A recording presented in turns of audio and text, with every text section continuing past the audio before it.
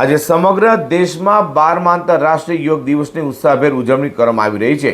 તે સુરત પોલીસ પણ યોગના રંગમાં રંગાઈ હતી. સુરત પોલીસ દ્વારા પોલીસ પરેડ ગ્રાઉન્ડ ખાતે વિશેષ યોગ કાર્યક્રમનું આયોજન કરવામાં આવ્યું હતું, જેમાં પોલીસ કમિશનર અનુપમસિંહ ગેહલોતની હાજરીમાં મોટી સંખ્યામાં પોલીસ અધિકારીઓ અને કર્મચારીઓએ યોગાભ્યાસ કરીને સ્વસ્થ જીવનનો સંદેશ આપ્યો છે. સુરત પોલીસ દ્વારા 12મા આંતરરાષ્ટ્રીય યોગ દિવસ આજે 2026ની ઉજવણી પોલીસ પરેડ ગ્રાઉન્ડ ખાતે કરવામાં આવી હતી. કાર્યક્રમમાં પોલીસ કમિશનર અનુપમસિંહ ગેહલોતની ઉપસ્થિતિમાં અધિકારીઓ અને કર્મચારીઓએ વિવિધ યોગાસનો અને પ્રાણાયામ કર્યા હતા. પોલીસ કર્મચારીઓ સતત કાયદો વ્યવસ્થા જાળવવાની જનસેવામાં વ્યસ્ત રહેતા હોય છે. તેમના શારીરિક તેમજ માનસિક સ્વાસ્થ્યને વધુ મજબૂત બનાવવા માટે આ યોગ કાર્યક્રમનું આયોજન કરવામાં આવ્યું હતું.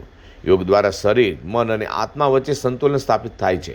સાથે તણાવ, ડાયાબિટીસ, સ્થૂળતા સહિતની અનેક સમસ્યાઓમાં પણ યોગ લાભદાયી સાબિત થાય છે. કાર્યક્રમ દરમિયાન યોગને દૈનિક જીવનનો ભાગ બનાવવા અને સ્વાસ્થ્ય સમાજના નિર્માણ માટે સૌને યોગ અપનાવવાનો સંદેશ આપવામાં આવ્યો હતો. પ્રધાનમંત્રી નરેન્દ્રભાઈ મોદી દ્વારા પણ યોગના વૈશ્વિક મહત્વને સતત ઉજાગર કરવામાં આવી રહ્યું છે અને યોગને વિશ્વવ્યાપી જન આંદોલન બનાવવામાં મહત્વપૂર્ણ યોગદાન આપવામાં આવ્યું છે.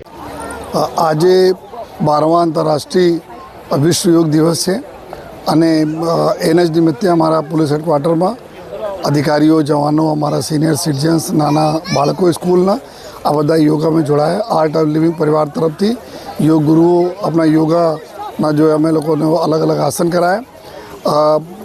આજ દિવસે જો અલગ અલગ પોલીસ સ્ટેશનો બી યોગાના આયોજન કરવામાં આવે છે. માનનીય પ્રધાનમંત્રી સાહેબના જો અથક પરિશ્રમોથી વિશ્વમાં આજનો દિવસ 21 જૂન જો વિશ્વ યોગ દિવસ તરીકે ઉજવવામાં આવે છે. હજારો વર્ષની અમારી પરંપરા અમે લોકોને ફિટ રાખવા માટે હતી જોઈએ. તો અમે બધાને રિક્વેસ્ટ કરીશ કે આપ જેટલા બી શક બને આપણે શરીરના સ્વસ્થ રાખો. આ વખતના યોગાના થીમ પણ એવું છે કે યોગા ફોર હેલ્ધી એજિંગ.